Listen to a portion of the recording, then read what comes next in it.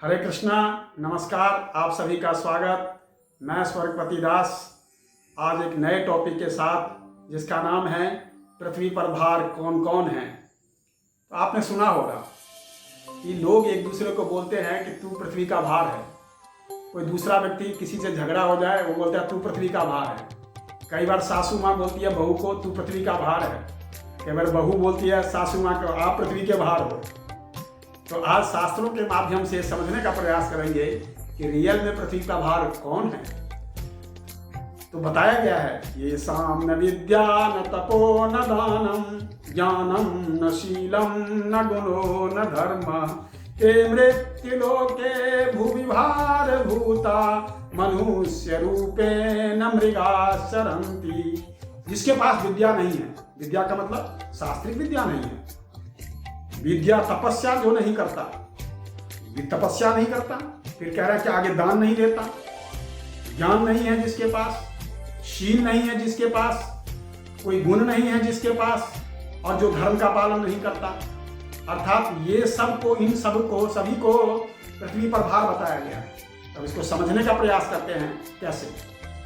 जिसके विद्या नहीं है का मतलब जिसके पास शास्त्रीय विद्या नहीं है। तो सबके पास शास्त्रीय विद्या तो होती नहीं है। इसका क्या मतलब, शास्त्रीय विद्या नहीं है। अब भगवद गीता समस्त शास्त्रों का सार है। तो इसका क्या मतलब है कि आप एक भगवद गीता मात्र पढ़ लेते हैं तो आप जो हैं वो समस्त शास्त्रों को जान पाते हैं। तो आपका ये प्रॉब्लम सॉल्व। ये साम न विद्या न तपस्या करता है का मतलब क्या है, आप तपस्या कर सकते हैं। 15 दिन में एक व्रत होता है एकादशी का, तो एकादशी का एक व्रत आप पालन कर सकते हो। अगर आपसे व्रत नहीं हो सकता तो कोई समस्या नहीं है। आप क्या करिए, उस दिन अन्न मत खाइए, कोई और चीजें खा लीजिए, एक वैरायटी भी हो जाएगी और तपस्या भी हो जाएगा, है ना। तो तपस्या ये भी हो गया। फिर होता है दानम। दानम का मतलब कहता है हर व्यक्ति पैसा तो नहीं दे सकता, भाई पैसे नहीं है, तो फिर क्या करें।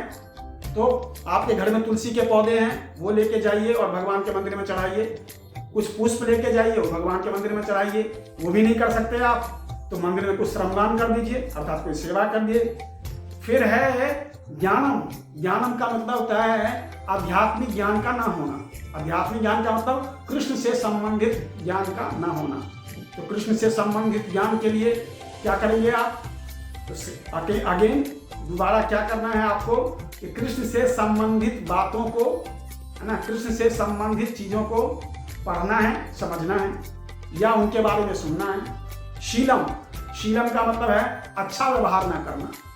तो अच्छा व्यवहार करने का क्या मतलब है कि आप अपने गुरुजनों के साथ व्यवहार नहीं करते अच्छा, आप संतों के साथ अच्छा व्यवहार नहीं करते, आप भक्तों के साथ अच्छा व्यवहार नहीं करते, आप अपने माता पिता और बड़ों के साथ अच्छा व्यवहार नहीं कर सकते। तो उसको करना शुरू कर दे तो ये भी पूरी हो जाएगी। फिर है गुणों, अर्थात आपके पास कोई गुण नहीं है तो दैवीय गुण होता है। गुण का मतलब यहाँ दैवीय गुण से है। तो दैवीय गुण में क्या होता है, सहनशीलता। आप सहनशील बनिए, हर जगह पर अपने आप को एडजस्ट करने का प्रयास करिए, क्योंकि हमेशा ये आप जो हैं वो अपने आप को सामंजस्य बिठाने का प्रयास करिए।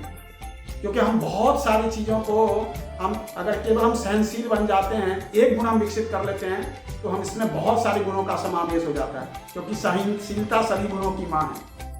तो और फिर क्या है कि धर्म का पालन। तो धर्म का पालन क्या से करेंगे, तो आप कहोगे हमें तो मालूम ही नहीं है, हमें वर्ण का धर्म अपना वर्ण ही मालूम नहीं है ना, तो हम कैसे धर्म का पालन करेंगे। आश्रम धर्म का पालन हम कर नहीं सकते, तो मानव धर्म का पालन तो कर सकते हो। कैसे करोगे आप मांस खाना बंद कर दीजिए, आप मदिरा पीना बंद कर दीजिए, आप व्यभिचार करना बंद कर दीजिए, आप जुआ खेलना बंद कर दीजिए। तो कम से कम ये गुणों का विकसित हो जाएगा आपके अंदर। तो क्या हुआ, इसका मतलब 7 चीजें हुई। देखिए उनमें ज्ञानम न शीलम न गुणो न धर्म, है ना। तो न ज्ञान न शील न गुण और न धर्म ते मृत्यु। और ये सभी क्या है, मृत्यु पर भूमि, इस मृत्यु लोक में जो है ये भार स्वरूप कहे गए हैं। तो इसका क्या मतलब है कि अगर हम इन चीज़ों का पालन नहीं करते हैं तो हम भी इस पृथ्वी पर भार होंगे। परंतु अगर हम इन चीज़ का पालन करते हैं, जैसा कि मैंने आपको बताया है, इस पर आप कैसे कैसे पालन कर सकते हैं, तो इससे क्या होगा, इससे होगा क्या कि हमें बड़ों का आशीर्वाद मिलेगा, हमारे कार्य जो हैं वो सफल होंगे और हमारी सारी योजनाएं फलीभूत होंगी और आप जीवन में सुखी होंगे। हरे कृष्णा।